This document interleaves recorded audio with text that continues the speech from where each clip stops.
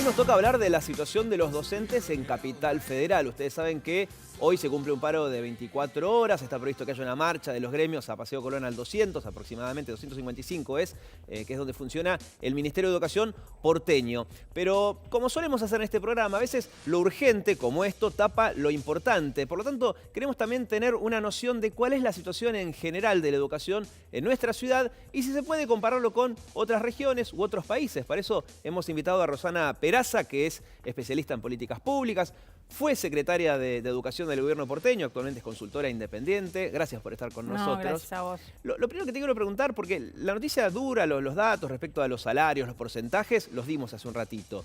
Quiero ir un poquito más allá y preguntarte, a propósito de tu experiencia como secretaria de Educación, ¿cómo se manejan por lo general en otros países cercanos el tema del salario docente? ¿Cómo es la paritaria? Si la amenaza de paro es tan frecuente como acá en otros lugares. ¿Cómo se puede comparar esto?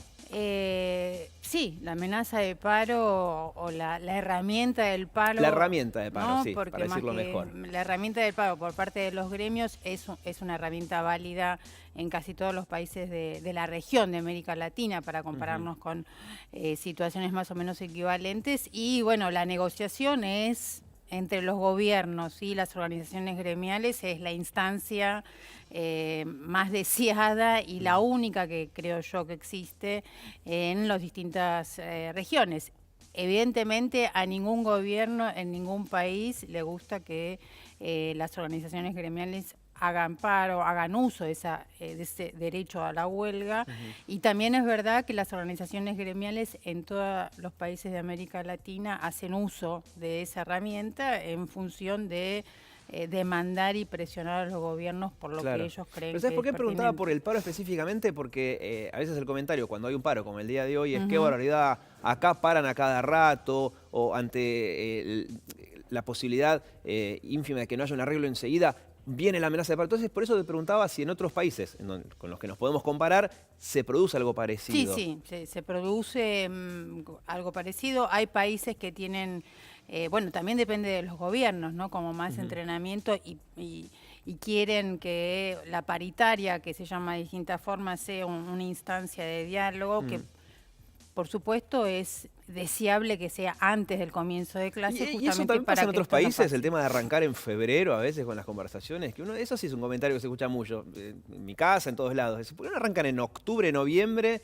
la paritaria de marzo del año siguiente? Sí, no sé por qué. Eso nunca se entendió muy bien. Lo que pasa, bueno, por ejemplo, ahora en Provincia de Buenos Aires se pidió que arranque... Que arranquen ahora que cerraron, ¿no? Ahora Que arranquen ahora del pero año es que parte viene. del acuerdo. Sé que el gremio así lo pidió, parte del acuerdo, que empiecen a hablar en noviembre, lo cual me parece que ojalá respeten ese pedido del gremio de Provincia de Buenos Aires, ¿no? La verdad que a esta altura del año todavía estar con problemas salariales es un problema grave. Claro. ¿no? ¿Y cómo es la situación del docente en Capital Federal hoy?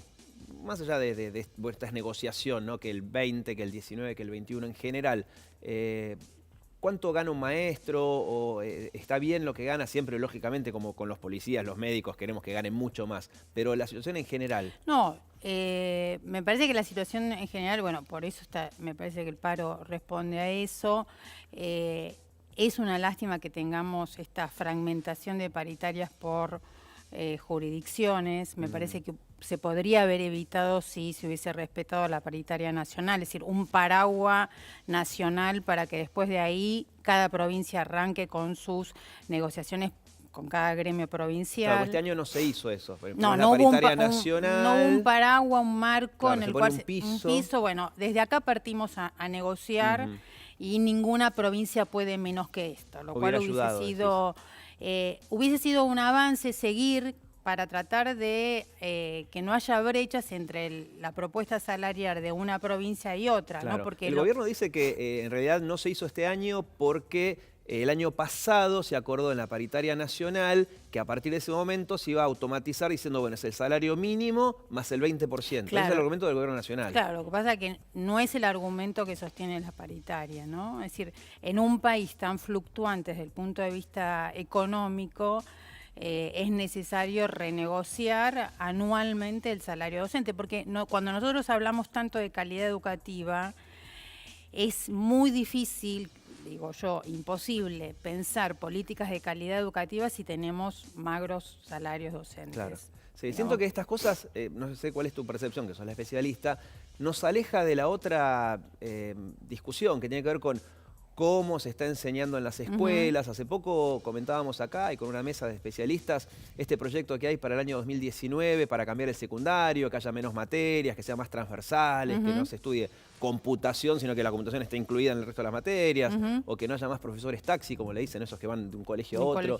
Y me da la sensación que cuando se discute de salarios, porque obviamente hay problemas en ese sentido, se aleja la otra discusión que también es importante. Sí, también es importante, pero tampoco está dividida o alejada de las condiciones de trabajo docente. Es decir, es muy difícil pensar la escuela en términos generales. Si ganan mal. Si ganan mal, si el docente tiene que estar corriendo de un lugar al otro, si no hay tiempos institucionales para juntarse con los colegas a pensar la propuesta de enseñanza. Digamos, no es alejado, no es un problema tan lejos o que no tiene nada que ver cuando pensamos cómo enseñamos, qué enseñamos o cómo aprenden los chicos, ¿no? Claro, es difícil pensar, es cierto. Bueno, la frase es esa, a veces lo urgente tapa lo importante, ¿no? Porque las dos cosas son... Sí, para mí es una condición indispensable para poder pensar un poco más allá. Y en general, con tu experiencia, insisto, como secretaria de Educación, ahora como consultora, siendo especialista en políticas públicas, no sé si la pregunta es, ¿qué harías?